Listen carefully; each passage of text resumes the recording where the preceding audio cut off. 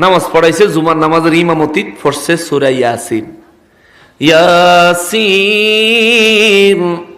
ওয়াল কুরআনিল হাকীম ইন্নাকা লামিনাল মুরসালিন আলা সিরাতিম মুস্তাকিম। জবান খুলে পড়েন সুবহানাল্লাহ। নামাজে সালাম ফিরাইছে, দোয়া মোনাজাত করে দিয়া মিলা শিলাত পইরা মিষ্টি মিষ্টি বিতরণ করার শেষে সেক্রেটারি কয়, আইয়েন আমার ভাইতে আপনার খাওন, চলেন যাই। গেছে ইমাম সাহেব। এই সভাপতি করে ফার্ম দিয়ে চাকরি করেন, কয় বছর ধরে শিখছেন আপনি? বেড়া কয়, এটা আবার কিরম কথা, ফার্ম দেওয়ার কি আছে? কয়, আমগো মসজিদের সভাপতির নাম যে ইয়াসিন।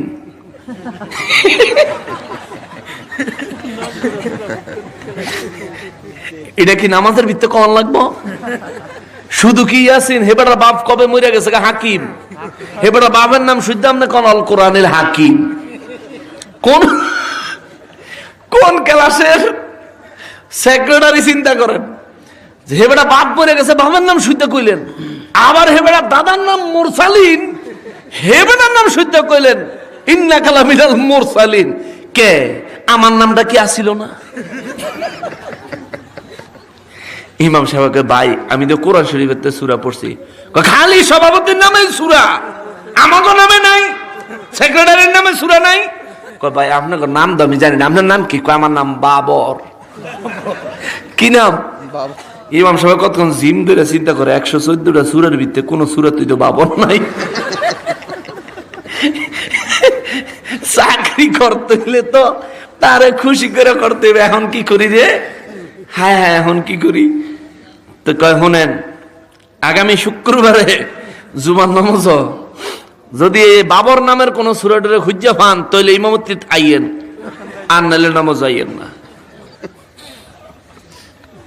বেড়া ইমাম সাহেব তাও কোন রকম দুগা খাইয়া 1 সপ্তাহ বইরা তাহাজ্জুদের নামাজ পড়ে আর আল্লাহর কাছে দোয়া করে, আল্লাহ আগামী শুক্রবারে যেন এটা যেন অসুস্থ হয়ে ফিরে তাই এটা জানি মসজিদ না, এতে মসজিদে আইলেই তো আমার এই বাবর সূরা দিয়ে নামাজ পড়ান লাগবো। 1 সপ্তাহ বইরে সারা কোরআন শরীফে বাবর নাম খুঁজে হয় না। শুক্রবারে হেবড়া 11টা বাজে মসজিদ হয়েছে। কয়টা বাজে?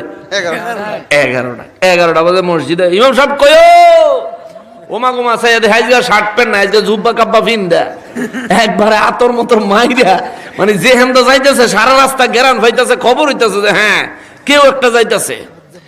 ইমাম সাহেব তো মনে বুঝছে মসজিদের প্রথম কাতারে যে বৃদ্ধ বয়স্ক মুসল্লি থাকে উনি বুঝি সাজ্জা গুজাইছে, দরজা খুললে চাই দেয় আল্লাহ।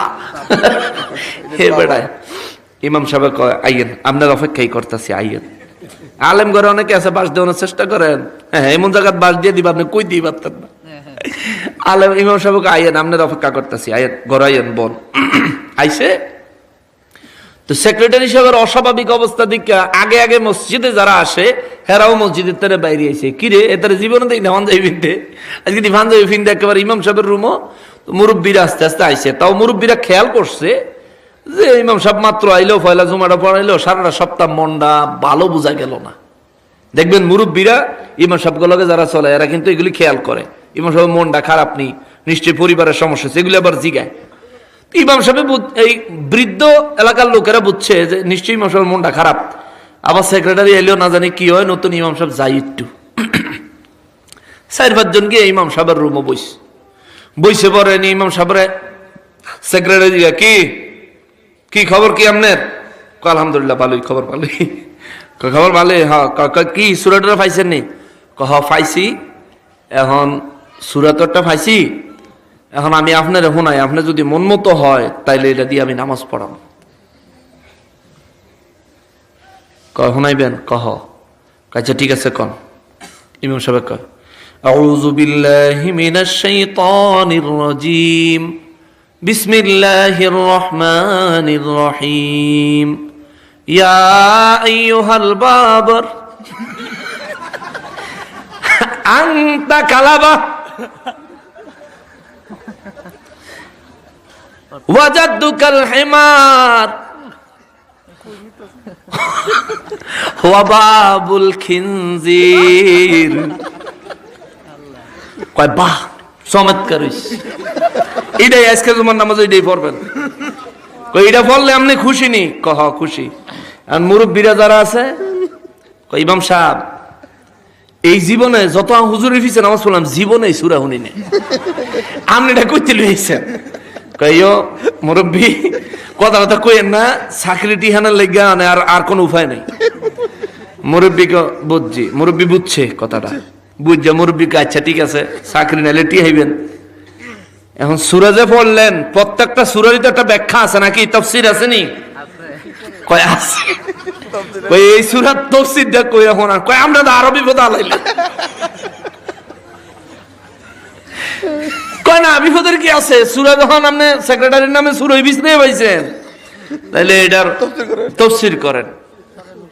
এখন কত তাফসীর করলে তো আপনি সেক্রেটারির টাকাল দিব কে, হেমিয়ারে সামাল দিবেন কে? মুরব্বী কয় আমি এখানে আছি, আমি এলাকার মুরব্বী, আমার সামনে হেমিয়া কোনো সময় আপনার খারাপ ব্যবহার করতে পারতেন, আমি খারাইছি, আপনি কন।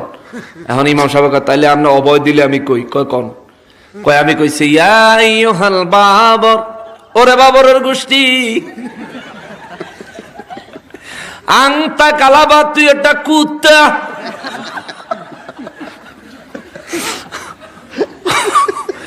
ওয়াজাদুকাল হিমার, তোর দাদা একটা গাধা, ওয়া বাবুল খিনজির, তোর বাপ একটা শুয়োর। মুরব্বীকে একদম উচিত সূরা বানাইছেন। কিও বাবা সূরা এটা ফরতুনি নামাজও? কয় আর জীবনে কোনোদিন